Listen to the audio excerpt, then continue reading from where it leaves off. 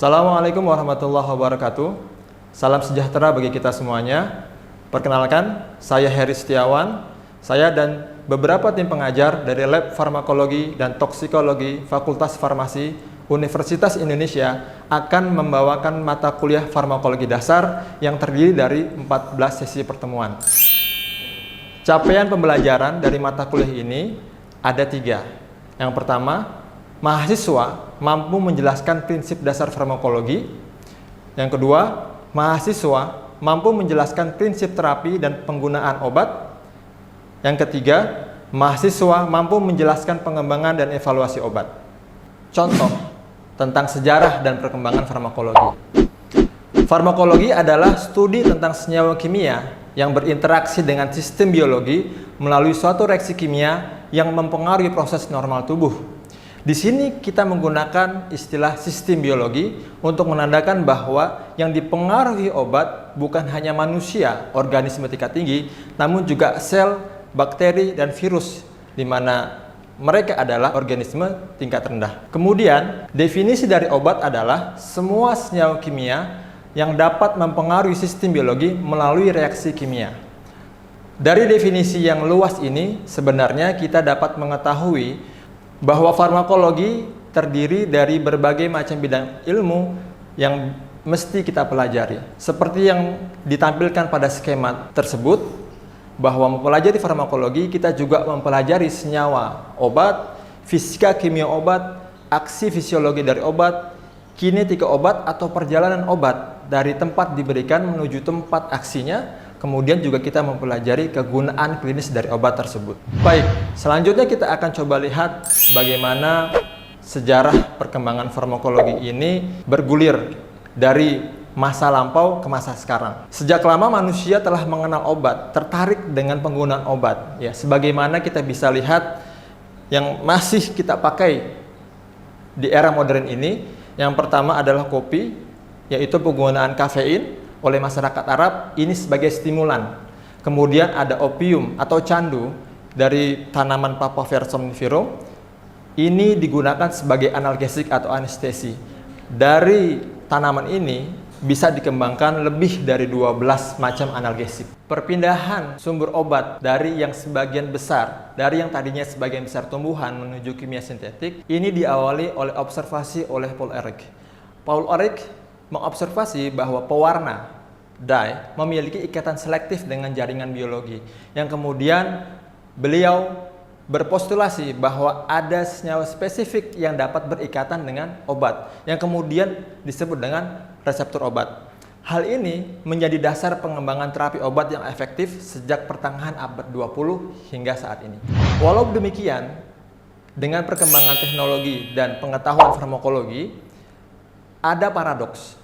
Justru banyak terjadi klaim obat yang tidak saintifik oleh produsen obat. Pada tahun 1950-an, hal ini dapat diatasi dengan baik dengan dikenalkannya uji klinis obat acak terkendali atau biasanya kita kenal dengan randomized controlled clinical trial, yang dapat mengevaluasi secara memadai klaim efektivitas obat. Perkembangan ilmu selanjutnya adalah farmakogenomik, yaitu studi yang mempelajari relasi antara genetik dan respons spesifik individu terhadap obat. Ada juga cabang farmakologi yang lain, yaitu toksikologi, adalah cabang ilmu farmakologi yang mempelajari efek obat yang tidak diinginkan dari senyawa kimia. Sehingga, jika ingin disederhanakan dalam sebuah skema, kita akan melihat studi farmakologi yang terkait dengan hubungan interaksi antara senyawa kimia dan respon biologi akan terbagi 2. Yang pertama pada manusia. Di sini kita akan melihat efek terapinya dan efek toksiknya. Secara lebih mendetail, ini akan dipelajari pada sesi-sesi berikutnya yang berjudul farmakodinamika, farmakokinetika, dan uji klinis. Di sisi lain, pelajaran tentang paparan senyawa kimia pada organisme lain selain manusia atau pada lingkungan secara umum tidak menjadi bagian dari pelajaran atau mata kuliah farmakologi dasar ini. Baik, sekarang kita berlanjut pada prinsip-prinsip dasar farmakologi. Obat didefinisikan sebagaimana yang sudah disebutkan tadi adalah semua senyawa kimia yang dapat mempengaruhi sistem biologi melalui reaksi kimia. Secara umum, senyawa kimia atau molekul obat berinteraksi dengan targetnya sebagai agonis atau aktivator dan antagonis atau inhibitor. Aktivator dan inhibitor ini adalah simplifikasi dari agonis dan antagonis. Tidak sepenuhnya bisa didefinisikan dengan kata tersebut. Tetapi untuk mempermudah, mari kita sebut saja agonis sebagai aktivator dan antagonis sebagai inhibitor. Kemudian target obat atau yang disebut sebagai reseptor adalah senyawa spesifik dalam sistem biologi yang memiliki fungsi regulasi, sehingga aktivasinya atau penghambatannya, inhibisinya dapat mengubah fungsi biologis. Dan ini akan dibahas lebih lanjut pada sesi farmakodinamika. Kemudian, untuk dapat berinteraksi dengan reseptor secara spesifik, molekul obat harus memiliki ukuran, bentuk, struktur kimia, dan reaktivitas yang sesuai. Ada satu hal lagi yang belum dijelaskan, yaitu toksin. Toksin adalah obat yang secara eksklusif atau secara dominan memiliki efek yang tidak diinginkan. Tapi perlu diingat, sebagaimana yang dikatakan oleh Paracelsus, the dose makes the poison. Artinya, obat dapat menjadi toksin jika diberikan dengan dosis yang salah. Ukuran obat, kecuali hormon dan rekombinan DNA, sebagian besar obat adalah molekul organik kecil berukuran di bawah 500 Dalton. Ukuran yang kecil ini selain sesuai dengan reseptornya, juga membantu obat berpindah dari tempat pemberian yang bisa diberikan secara oral, injeksi atau inhalasi, atau bentuk pemberian lainnya, menuju tempat aksinya, menuju tempat reseptornya. Kemudian, obat berinteraksi dengan reseptor melalui ikatan kimia. Ada 3 macam ikatan kimia di sini, secara sederhana. Yang pertama kovalen, yang kedua elektrostatik, yang ketiga hidrofobik. Ikatan kovalen adalah ikatan yang kuat, namun tidak spesifik. Ini seperti alkilasi target obat oleh obat-obat kemoterapi, obat-obat kanker. Yang kedua, elektrostatik, seperti ikatan hidrogen, van der Waals.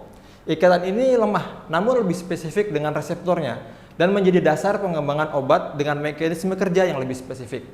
Kemudian yang terakhir, ikatan hidrofobik adalah ikatan yang lemah dan berperan penting dalam ikatan antara obat yang larut lemak dan membran sel.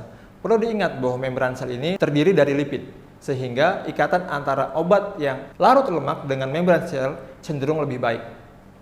Selanjutnya, selain tadi ukuran dan ikatan, bentuk obat juga harus sesuai dengan reseptornya agar terbentuk ikatan dan afinitas yang baik.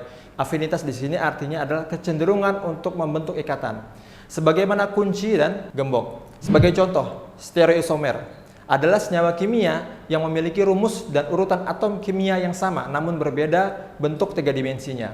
Skema yang ditampilkan secara sederhana dapat menggambarkan hal tersebut.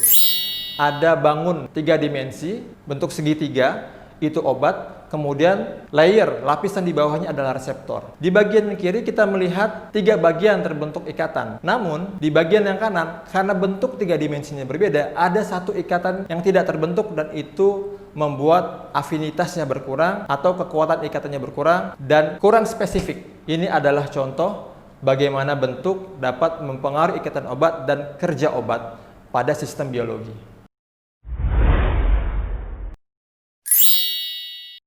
Oke, yang terakhir, pengembangan atau desain obat yang rasional adalah desain molekul obat yang didasarkan pada pengetahuan tentang reseptor, sehingga kita mencari atau membentuk atau membangun atau mensintesis molekul obat bukan dengan cara yang acak, tetapi dengan mengetahui bagaimana reseptor obatnya. Hanya pada beberapa dekade terakhir, ilmu pengetahuan dan teknologi memungkinkan kita untuk mengetahui reseptor obat dengan sangat terperinci.